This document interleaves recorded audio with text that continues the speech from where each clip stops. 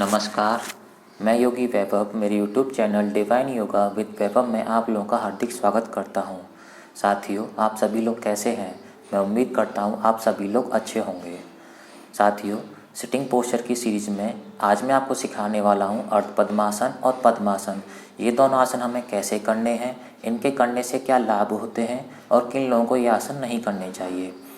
साथियों, वैसे देखा जाए पद्म शब्द संस्कृत से लिया गया है, जिसका हिंदी में अर्थ होता है कमल यानी लोटस। इसलिए इसको हिंदी में कमलासन भी कहते हैं और इंग्लिश में से लोटस पोज कहते हैं, क्योंकि इस आसन को लगाने के बाद हमारे दोनों पैरों की आकृतियाँ कुछ कमल के पंखुड़ियों जैसी दिखाई पड़ती हैं, इसलिए इसको हम पद्मासन कहते हैं।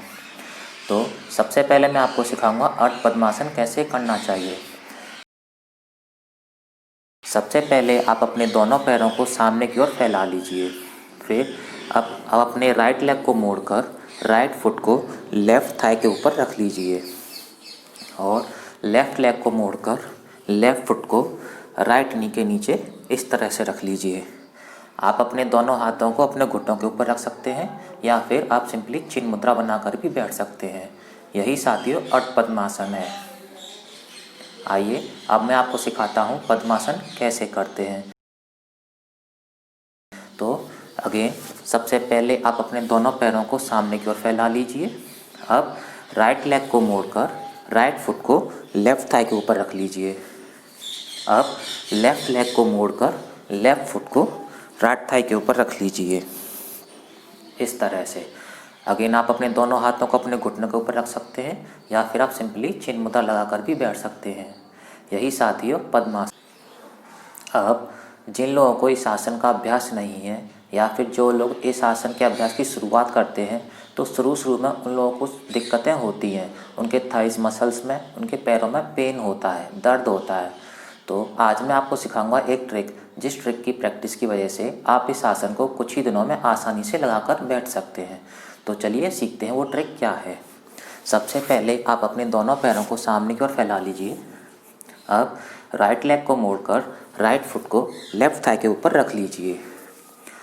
अब आपको क्या करना है, अपने दोनों हाथों से इंटरलॉक फिंगर के साथ अपने राइट नी को होल्ड कर लीजिए।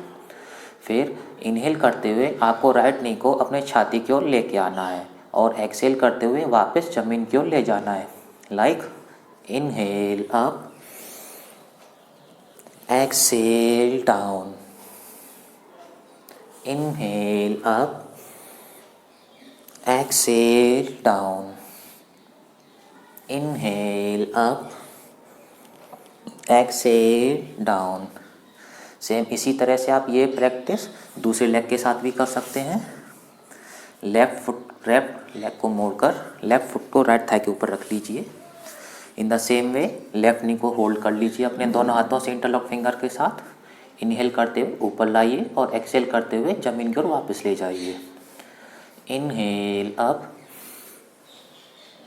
Exhale down, inhale up, exhale down, inhale up, exhale down. साथियों, इस ट्रिक की आपको प्रैक्टिस कम से कम 10 to 20 टाइम्स डेली करनी है। इससे क्या होगा, आपके थाइस रीजन में या आपके हिप रीजन में जो भी स्टिफनेस, जो भी मसल्स में स्टिफनेस या टाइटनेस प्रेजेंट है, ये ट्रिक उन मसल्स को लूज़ करने में मदद करेगी, जिससे आप कुछ ही दिनों में इस आसन को आसानी से लगाकर बैठ सकते हैं।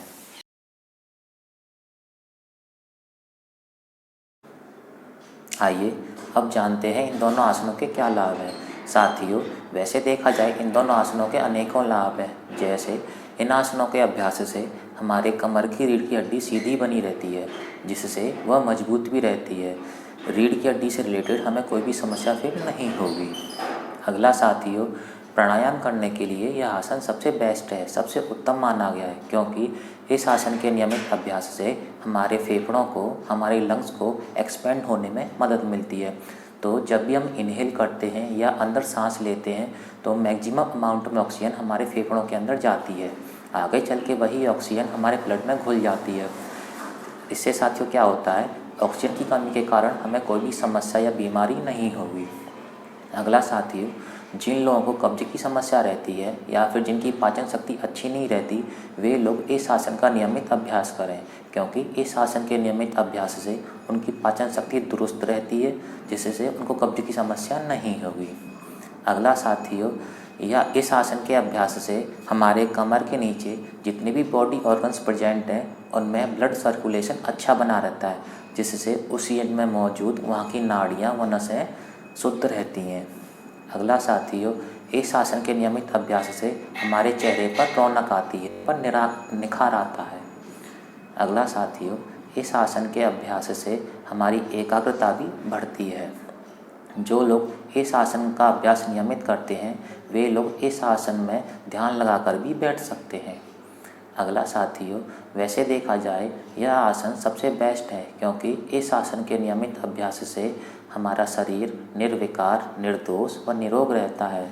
तो साथियों, ये थे इन दोनों आसनों के लाभ। आइए अब जानते हैं किन लोगों को ये आसन नहीं करना चाहिए। साथियों, जिन लोगों को घुटनों में दर्द रहता है, जिन लोगों को घुटनों की समस्या है, जिन लोगों को साइटिका की प्रॉब्लम है, जिन लोगों को अर्थराइटिस की प्रॉब्लम है, जिनको एड़ियों में दर्द रहता है, या फिर जो भी प्रेग्नेंट लेडीज हैं, वे लोग इस आसन का अभ्यास ना करें। साथियों, तो आज की वीडियो में बस इतना ही। अगली वीडियो में मैं आपको बताऊंगा दूसरे सिटिंग पोस्चर्स के बारे में।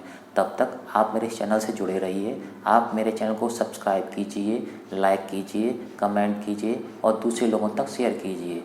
तब तक के लिए नमस्कार।